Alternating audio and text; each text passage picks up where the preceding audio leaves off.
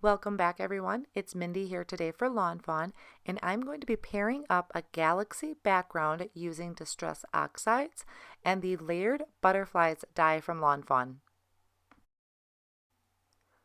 I'm going to start off by creating my butterflies, so I'm only using a few pieces out of the Layered Butterflies die set. I'll be using the 2 pieces that cut a solid piece of cardstock, and then I'm also using the intricate ones where it cuts out the frame.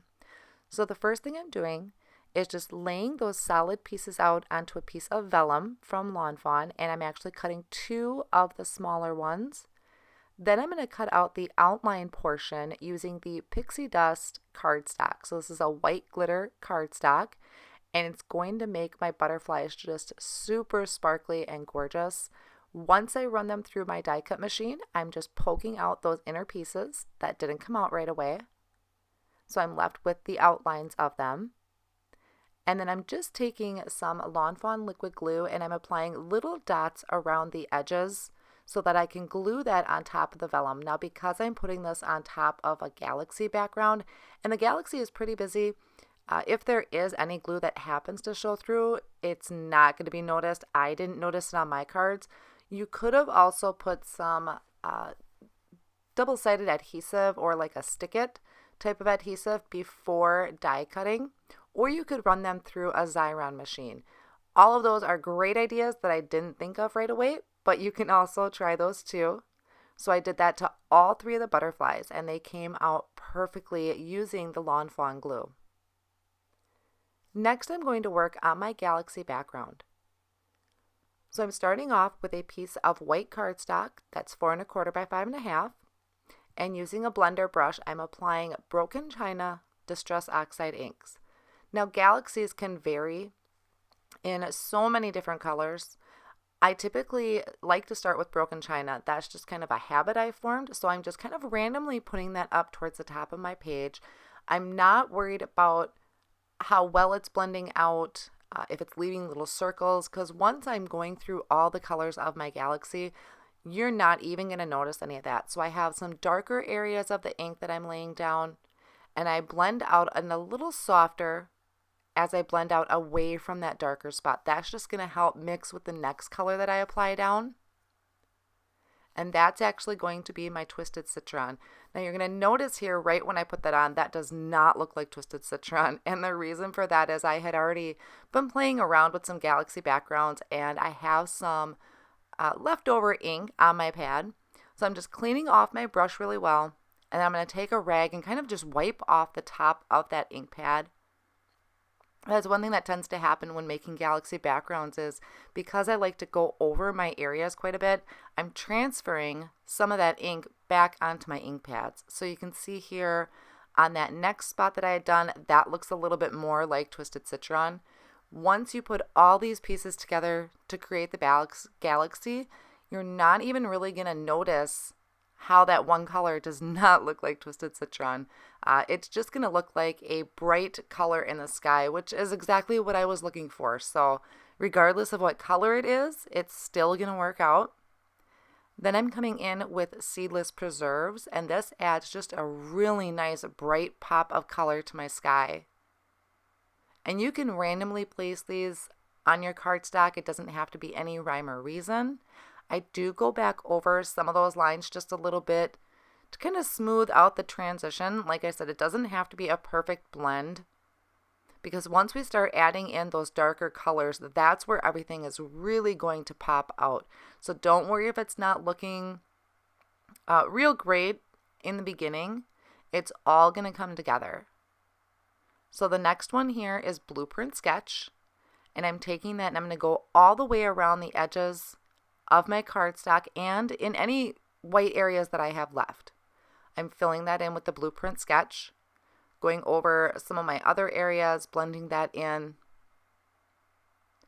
And this is really starting to pull that galaxy together into that night sky behind all these gorgeous highlights in the sky.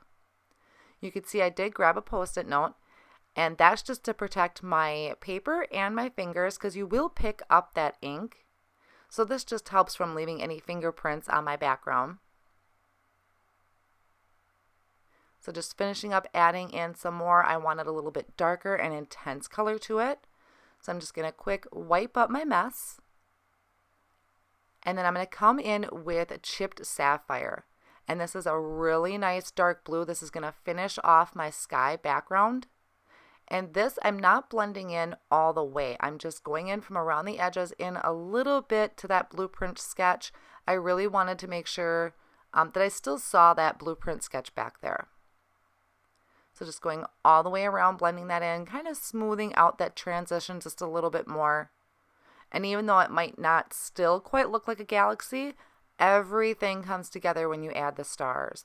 And even if you didn't add stars, even just putting images or sentiments on top of a background really will pull it together for you. So for my stars, I'm using Distress paint. This is in a white, and I actually have never used this before for my stars, so this was kind of an experiment for me. I started out by just placing a little dot of it on an acrylic block. This is one of my favorite ways to add stars or even water speckles to a background, is by using an acrylic block and a paintbrush, and I'm just flicking off the edge of the block. Now I didn't dilute this yet or anything. I really wanted a bright white. And there are going to be some areas that are thicker spots than others.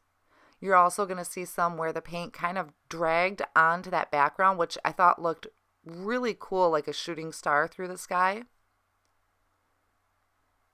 So that is really pulling together as a galaxy. You can see those bright colors popping through. And then I did spritz down a little bit of water to thin that down. I wanted a lot more speckles. I wanted some more smaller ones to the background. So once I'm happy with that, and that looks like a galaxy to me, I'm in love with it, I'm going to start working on my sentiment. So I did just cut the fancy wavy banners die from black cardstock. This I'm using the coordinating dies of Butterfly Kisses, and I used the clouds out of that and die cut that from VELLUM. Now to do my sentiment, I'm using the Wavy Sayings stamp set. So I have my die cut banner there. I'll prep that with an anti-static powder tool since I will be doing some heat embossing.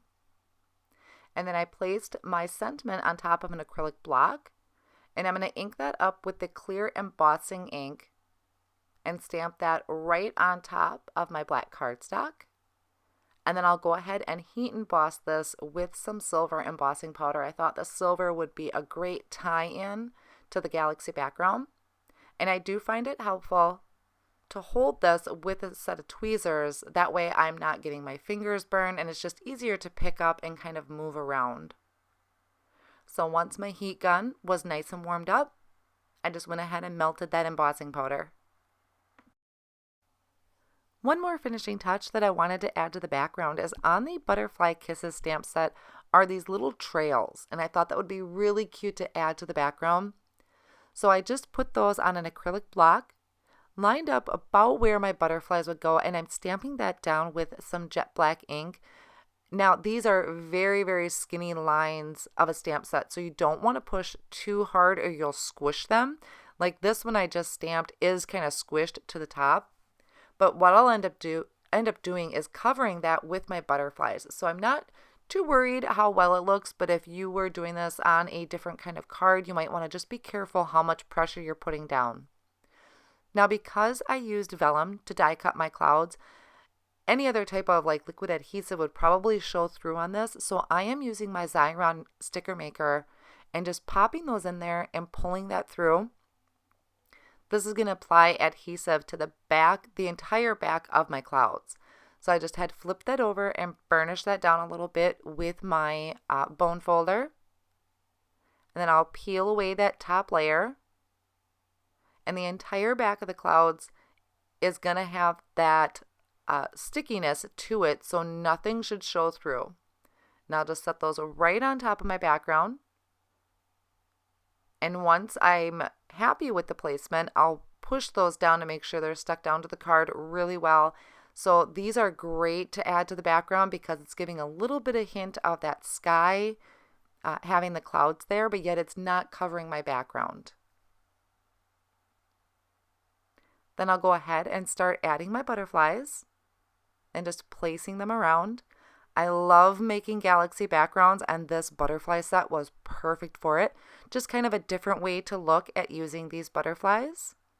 And I compare a galaxy background with almost anything, so this fit together really well for me.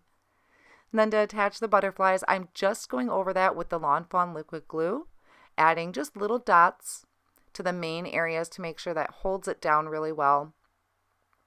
And then we'll be able to see through that vellum to that galaxy background.